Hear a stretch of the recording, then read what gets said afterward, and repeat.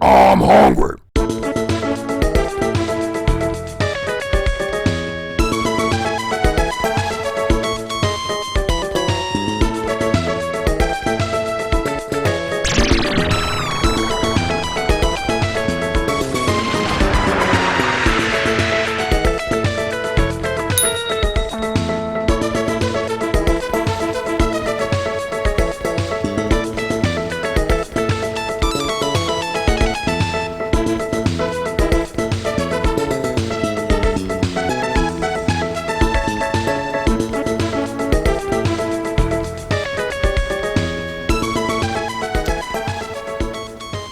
I know what I must do.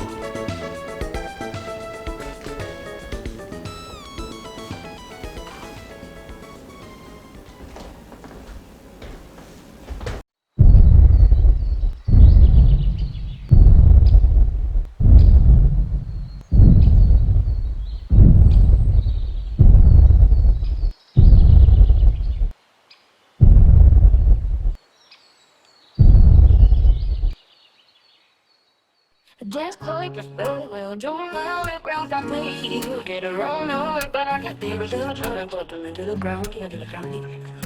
Hey, Dan, he had to say he was getting exactly what he paid for it. Right, don't worry, Kyle. They'll be just fine. I'm going up on our steps, place so you have a point. Hey, remember how we beat started? I thought he was several times smaller than this behemoth. So if I was to obey no else, kill us, stay alive. Struggle dead is the same. So this is a nice strong coach. You find your step straight across with the brunette or wolf. Then you never look up to the system with the saw. You look up to the puppy on the same page.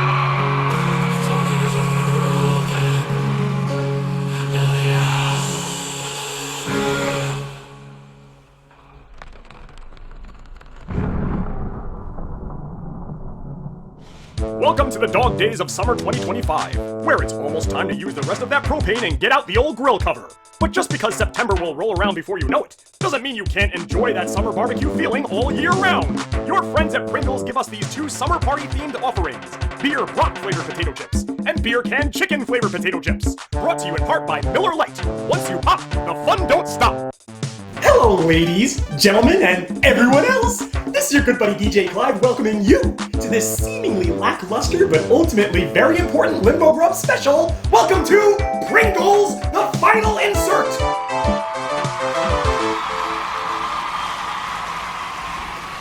I'll be brutally honest with all y'all because I just can't seem to lie to you guys ever.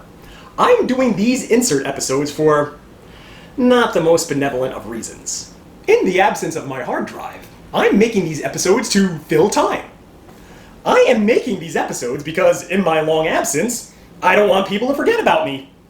I'm making these episodes because I want to keep people in the habit of tuning in. And I am making these episodes to fill the void until I finally get the chance to explore my repaired hard drive and see if all my crucial files are still in working order. Which means I will probably disappear again for a little while. I know, it's gonna seem like I took the entire year off. But I swear to you guys, this was probably the most harrowing year ever for the channel. And I owe it to you guys and gals to leave you on a bang. That's why I chose to do yet another theme special, making this 3 in a row. Ladies and gentlemen, just in case you forgot already, it's Pringles, the final insert!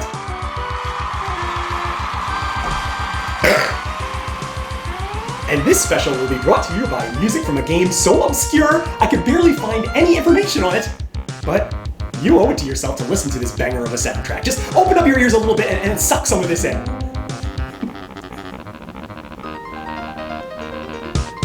It's magical, right? What you're hearing is the music of the MS-DOS game, Battle Europe. While we're talking about Pringles, let's talk about Pringles for a second. Pringles have been around ever since before I was a child. From my moments as a wee zygote, Pringles were still there and going strong. And what's the secret of their success? Do people rave about the taste of these things? Well, yes and no. Pringles, as you probably are well aware, they have a unique flavor, a unique texture. They're typically more dry, less greasy, and more crispy than a typical potato chip. Even when Lay's kettle cooks their potato chips to give them a little bit of extra crisp, it's still not quite the same as a Pringle, which is all well and good. But I don't believe that is why Pringles are still around. I believe Pringles are still alive and well for one simple reason. It's the only time that you can eat potato chips out of a can. They had struck lightning in a bottle. And you all out there, you kept your eyes open. You're well aware of what they're doing out there. Everything, I'm talking everything, has been tried. They tried putting soup in a sippy cup so you could drink it on the go. They tried putting yogurt in a pouch so you could squeeze it through a little nipple and eat it on the go.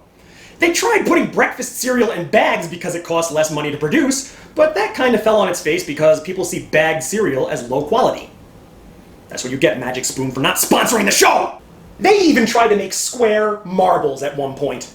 Literally a joke on the stupidest possible invention a human being could make, and these sons of bitches tried it! What's next? Screen doors for submarines? And what makes me press my finger up against the little vein in my forehead more than anything? Why did nobody else try it? Why do Pringles seemingly hold a monopoly over this idea? I mean, sure, some dime store low brand companies may have given it a whirl and failed. And I'm looking and I'm noticing now some more popular snack foods are being made available in cans and not exactly lighting the world on fire. What the hell is their secret? Is it something nefarious? Do the people at Pringles essentially run their company like the mob? Are they gonna take my kneecaps out if I even try to lambaste them? And you guys know me by now. And you're expecting some long-winded, boneheaded theory behind it, but this time, no. No, this time it's truly a mystery, and maybe we could all put our heads together and figure it out. Comment section down below. As you know, I like to keep these programs as interactive as possible. Be serious about it, silly about it, whatever you gotta do. Let's just open the floodgates for conversation. What is it about Pringles that they're allowed to grab this idea by the ghoulies? Is there something we do not know about this mustachioed Pringle man? In real life, is he a scary individual? Is he like Kareem Saeed from Oz? Is it just a known thing that you just give him what he wants? Well, for his sake, I'll try to be as kind as I can to his snack. But my viewers deserve all my honesty, so let's just agree to be a little bit kinder in my criticisms. We're gonna start off with this beer chicken flavor.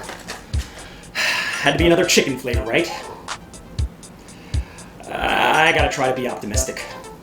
Who knew what persuaded the man on that fateful day in 1996 to do what he did, but we sure are thankful for it. For here in the year 2025, we now have limited edition Pringles beer can flavored potato chips. Simulated to taste like a luscious oven roaster with a dirty can cooked right in it. Cooked and based in delicious mouth-watering Miller Lite. Transmogrified into America's favorite crispy potato chip.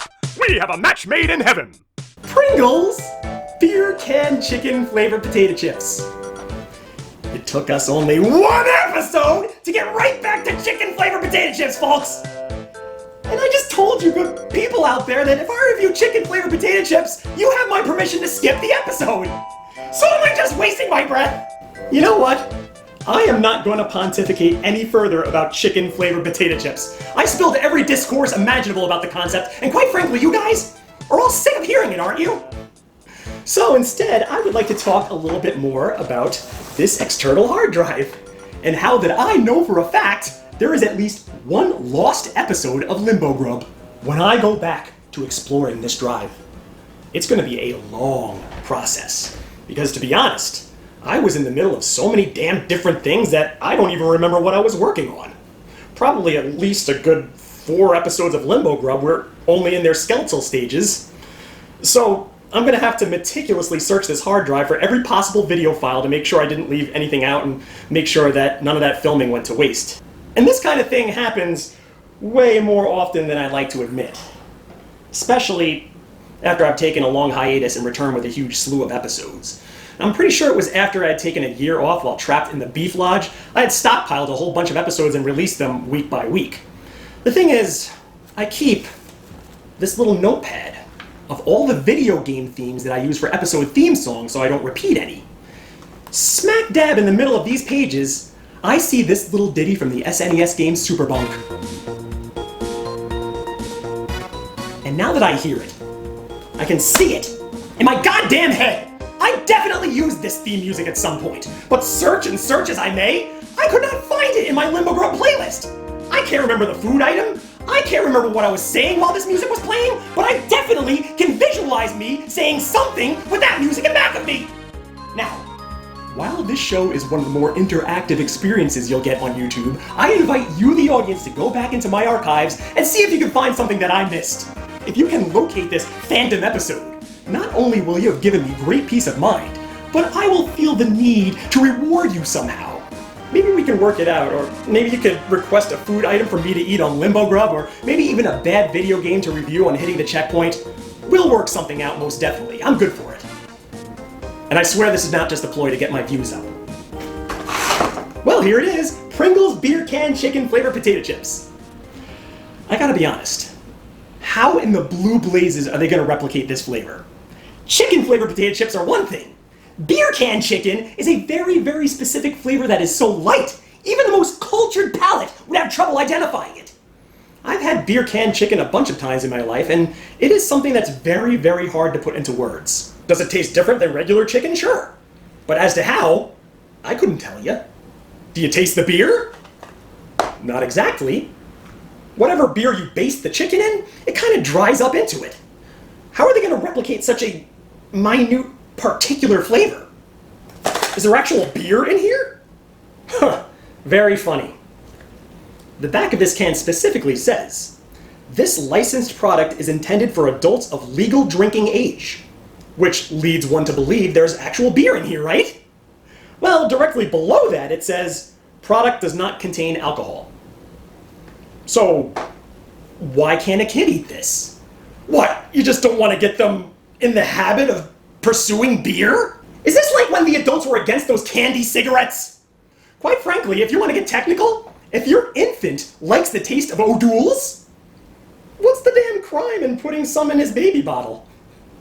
It's his choice. He wants to start out early. More power to him. It is such a good thing I did not procreate. And you know what? The presentation of Pringles has always been A+ in my book. Just look how neatly these things are stacked in there. There's never a single broken one.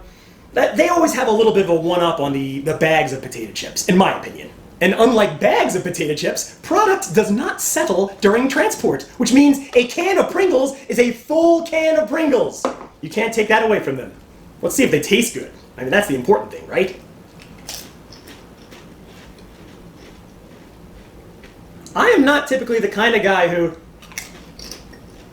when he eats a salty snack, he needs like a beverage nearby to wet his whistle because the snack is so salty it makes me salivate. With this one, I kind of need something because it is like sucking all the moisture out of my mouth.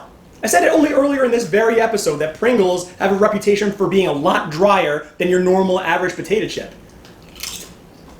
But I think in this instance, we're seeing firsthand that in the wrong scenario, that can work against you. Normal Pringles do not have this effect on me. I think it's just something about the flavor of it that brings out all the tan interior tastes and all those weird sawdust tastes. But that being said, because Pringles are what they are, and you don't really taste too much potato in these potato chips, they did manage to accomplish something here. You can taste a little bit of that chicken taste, and you can taste a hint of beer in here, which, hey, I label that as a triumph. But I also said earlier in this episode that beer can chicken doesn't taste like chicken soaked in beer. It just has its normal, unique taste. So does this taste at all like beer can chicken? Nah. Oh, and by the way, Mr. Pringle, I didn't forget. I know you're still there watching me. Which is why I'm going to be lenient on this product, because what they were able to accomplish was so much more than all the other guys did. It tastes a little bit like chicken, and it tastes a little bit like a beer can. And I'm talking about the aluminum of the beer can. So, you know what? I'm going to be benevolent. I'm going to give them 3 stars. Just a little bit above average, just for impressing the hell out of me. Beer can chicken is just that tough a taste to get right, and even though these chips are not anywhere near the ballpark, at least they hit the ball. That's more than I can say about everyone else. And in these hot summer months, you might be a fan, such as I am, of crunchifying your hamburgers on the grill. I have a feeling that these Pringles would be perfect for that because they have that perfect crumbly texture. They really don't add too much of a taste to your hamburger, so they're not gonna like bastardize the whole thing. It's just gonna provide a nice crumbly crunch to your hamburger, and that would be pretty freaking sweet. I'm already visualizing it right now. So we move this one down the line, and this one comes next, and you know what? I do believe with this next one, I'm going to present to you a little surprise.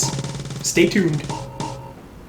Dating back in 1313 in Germany, known as the Bratwurst, later shortened to the Brat in America for reasons of dumb, the perfect summer snack just got a year-round upgrade. Pringles is excited to announce their new limited-time flavor, delicious grilled beer brat-flavored potato chips, capturing the smoky, savory taste of a brat on the grill and infusing it with the crisp, refreshing flavor of Miller Lite. It's a combination that's sure to be your new go-to snack.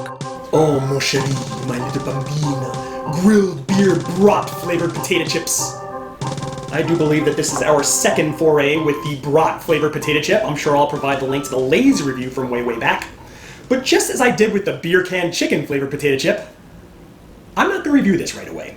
With all my struggles trying to get back onto YouTube, it's kind of funny to keep in mind that I'm basically struggling to get back on YouTube to finally get off of YouTube. That's right, this is no second lease on life here. I am in the midst of a storyline on which I am literally standing on the finish line. It's just a scant few more episodes and I'm done here. So everything on the bucket list I should probably get out of the way pretty quick, right? So here is a Mocha's Limbo Grub 10 I'm sure you're all expecting to see.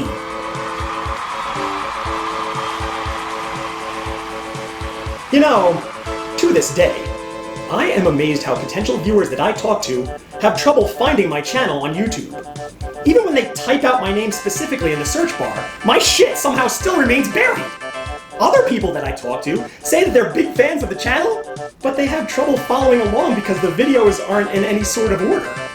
Now, I don't understand this, because I definitely put them in a playlist which goes from episode 1 all the way to present, but still, either people are having trouble finding this playlist, or the playlist isn't displaying in order on their end. And while I love all of my viewers in all their shapes, sizes, and descriptions, it is to those specific viewers who casually catch the show whenever I dedicate this top 10. While you might not have any hope in following the overarching continuity, that doesn't mean that you should be exempt in discovering the absolute gems in there.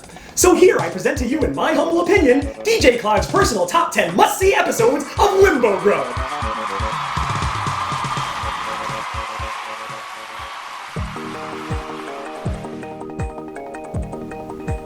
Number 10, Limbo Grub Sardines in Mustard Sauce. It sucks to have to list this one at a mere number 10, because this is the first one you're going to see, and this is an episode that should really be built up to. This Limbo Grub is the culmination of 3 years of suffering, and the moment where DJ finally finds himself after being lost for so long is a feel-good moment that should not be missed.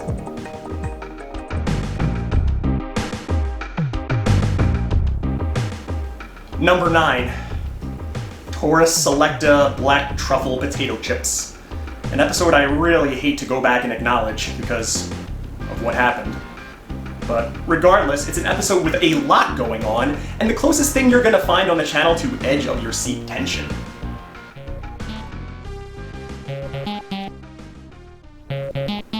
Number 8, Limbo Grub Rose Pork Brains with Milk Gravy. This was an episode I knew I had to turn it up for because it was the landmark 200th episode of Limbo Grub. So I filled it with all sorts of skits, including one of the earliest ever top 10 lists, a rare in-episode appearance of Steen Aston, and even an interview segment with Bravo Industries' perennial eating show host, Brother Veep. Stay tuned to the end for a rousing bit of melodrama with Jello and the dogs, and you've got one of the most well-rounded episodes of Limbo Grub ever.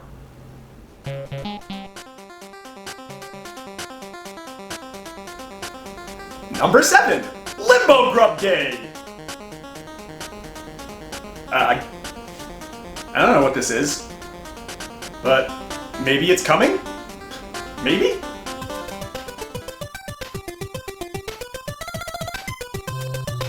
Number 6, Limbo Grub Jelly Belly Birdie Bots Beans Special. How could I not include this episode somewhere in the top 10? When judging an episode by the quality of the food review alone, this one will always be tops because of the expedient way it covers a lot of ground. It takes the viewers on the journey along with it, and I like to think that by the end, in a real kumbaya kind of way, we all reach the same conclusion. Birdie Bots beans may be fun, but they could have been so much better.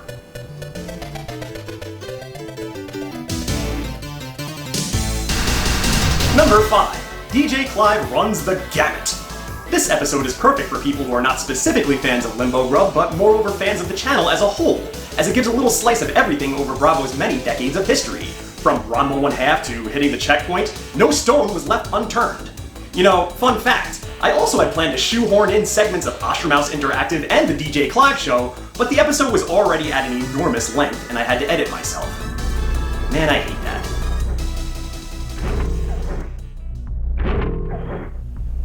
Number 4, Limbo Grub Penultimate, an abhorrent volume. The hell is this artsy-fartsy crap? My only guess is it's what's stuck on the accursed deceased hard drive. Sucks to think that there's a must-see episode that is hidden at the moment from everybody's eyes. I'll work on it, everyone.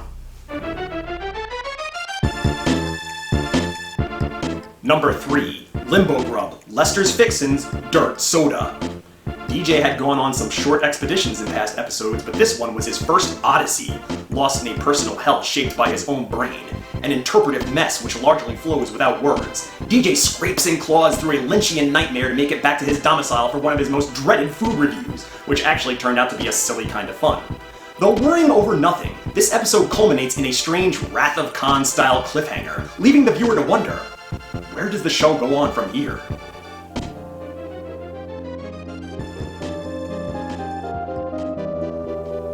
Number 2, Uncle Giuseppe's Limbo Grub Chicken Gizzards. This episode is the second part of a 3-part story arc that's best enjoyed as a trilogy. Chicken Gizzards starts off with a bang, filled with Easter eggs and nostalgic references to Bravo's past. The episode builds to a powerful, long-awaited moment where the creator's most beloved characters are finally given a proper farewell. But that's just the start. The emotional weight of the experience sends DJ spiraling into madness, escalating until a final explosive realization. DJ notices something that has been hidden in plain sight all along, leading to a dramatic fourth wall break that will leave you breathless.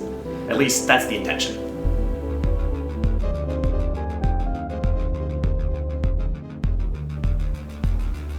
And number 1, I like to think is pretty obvious, Limbo Grub Entropy.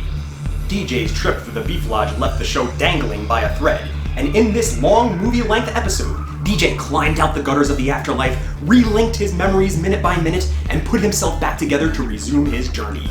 It's a special packed with action, peril, suspense, and heartbreak, and a huge culmination to a long life lived mostly in front of a camera.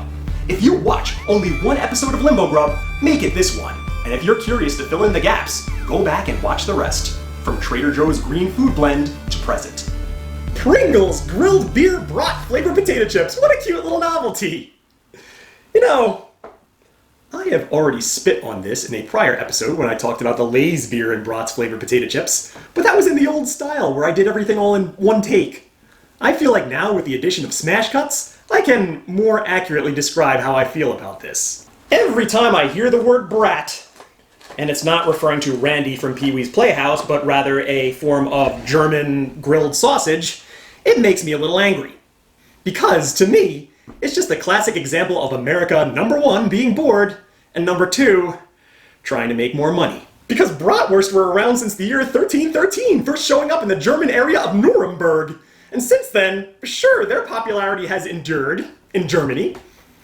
And here and there, people would eat them in America. You know, in German-themed restaurants. People would enjoy their delicious bratwurst maybe once a year, kind of like an annual family trip, like the way Chuck E. Cheese used to be. Like while you're eating it, some musician comes over with an accordion wearing lederhosen, and you're just there trying to eat, but the music is blaring and he's screaming in your ear with beer breath, "Roll out the barrels! Roll out the barrels tonight!" It was a festive German thing to eat, to get in the German mood of the German restaurant. And that's the way it was until a little bit after the year 2000 when someone decided, hey, you know what? Let's take the bratwurst, shorten its name to something cute and trendy, and just say that it's a popular barbecue food. And that's what they did. And it freaking worked! Now, when you talk about having a barbecue, what are the foods you expect to see? You expect to see hamburgers. You expect to see hot dogs. And I would say right there at number 3, you would expect to see brats. But why? Bratwursts were always around. Barbecues were always around. Why only now is this something that we're just expected to do? And why are we taking something that's clearly German in origin and trying to pass it off as pure Americana? I can understand when things become organically popular, but this it just seemed to come out of nowhere, like somebody just pointed a big-ass finger and said, "You will do this now!" I mean, bratwursts taste okay. I mean, I don't think they're lighting the world on fire or nothing, but it's almost like the public became brainwashed into thinking this is the norm. I understand it's a very stupid example of it happening, but it's there, staring me in the face and reminding me that our country as a whole, slowly, is changing the rules from underneath us. They've got us believing that it's okay to buy a video game for $80 and to have to pay a monthly fee just to play the damn thing. They've got us believing that we're not allowed to just walk up to a girl at a bar anymore and introduce yourself because that's a form of harassment. In order to have a relationship, you have to buy a subscription. Believe you and me, folks, I've got enough of this crap swirling around in my head and keeping me awake at night to turn this from an eating show to a conspiracy nut channel, but I know when to say when. Sawdust. If Pringles cannot pull this off, I've got a definite conclusion that I'm going to come to, but we'll see.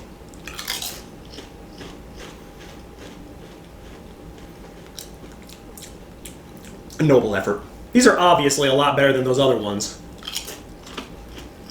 Sausage flavor is a lot easier to hit than chicken flavor, so it's pretty much a layup for them. Still very light though, lighter than I would like. Maybe when you tax your brain a little bit, you can sense a little bit of that beer flavor, but to me, when it comes to taste, I don't ever want to consult my brain. I want to consult my tongue and my taste buds. To me, they're not really experiencing a whole lot. There is a degree of sausage taste in here too, and a degree of smokiness, which is very welcome. But like brats themselves, they're nothing spectacular. You're probably saying to yourself, hey DJ Clive, of course you're not going to like them because you're not the biggest fan of brats, but I'm here to tell you, brat fan watching this video right now, you like your brats so much, there's a very good chance you won't like this because the taste is so damn light. And that's the conclusion that I'm going to reach about Pringles.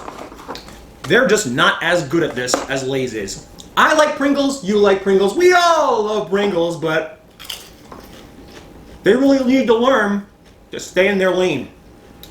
Stick to what you're good at. Regular unflavored Pringles, potato chip flavored potato chips. Stick to the most basic potato chip flavors that every fan knows, like barbecue chips, sour cream and onion chips. I remember your cheddar cheese chips were actually very good as well. The more fancy you get, the more it don't work. These chips do not have the power to ignite a fire strong enough to start a single grill. And for that, I'm gonna give them 2.5 stars. My grading system might seem a little bit iffy to you because, as I said, I definitely like these better than those chicken ones. But this was an easier flavor to pull off, don't forget. What the chicken ones did, I mean, yeah, they might not have really knocked my socks off or anything like that, but what they did was a lot more impressive, so I had to give them a little bit of brownie points. And I'll end with this. Normally when I deal with a product such as this, a limited edition seasonal product that is supposed to invoke memories of a certain time of year, and in this case, it's the summer. You try to put yourself in that position. You try to put yourself at that soiree where you would actually be eating these potato chips at some kind of function. And I picture like the tablecloth, like a bright colored tablecloth and all sorts of hors d'oeuvres on the table, like tuna salad and chicken salad and all sorts of white goopy crap that I never go anywhere near. And maybe somewhere on that table is a big bowl of these, or maybe a big bowl of the beer can chicken flavored ones. You have a big bowl of Pringles, everybody's coming by and grabbing some and chomping them down. I mean, that's a great, perfect barbecue party atmosphere, right? No, I don't think so, because what is the allure of Pringles in the first place? You don't put Pringles in a bowl! You eat Pringles out of a can! You put Pringles in a bowl at a barbecue, that takes away everything that makes Pringles, Pringles! So what's the damn point? This is your good buddy DJ Clive, a more vicious DJ Clive than you're probably used to seeing. But you know what? I'm so close to the end, I feel like what's the harm in going balls out? What have I got to lose, right? In just a few short episodes, I might be walking into the sunset. And speaking of which, it's been really good to reconnect with all you guys and gals watching. It's been way too long since last we met. But unfortunately, it's time for me to hit the road yet again. To fully dive into this repaired drive and see if there are parts worth salvaging. To give you all the heads up, keep your eyes peeled to the channel in the next month or so. If you see the Hitting the Checkpoint 2-part finale suddenly pop up, that's the signal that the channel has survived and it's going to keep rolling on. If that's not the case, then I do have 3 or 4 episodes of Limbo Grub currently safe on YouTube as private viewing for my eyes only. I'll release those as one big lump, and from there, I'll drop the finale. I just ask you all to cross your fingers, send your well wishes, clutch your pearls, or whatever else you can do to send good luck my way, because that is something I wholly do not want to happen. Once again, this is your good buddy DJ Clive wishing you all well in the next couple of weeks, and stay tuned to the channel for the next time I'll see you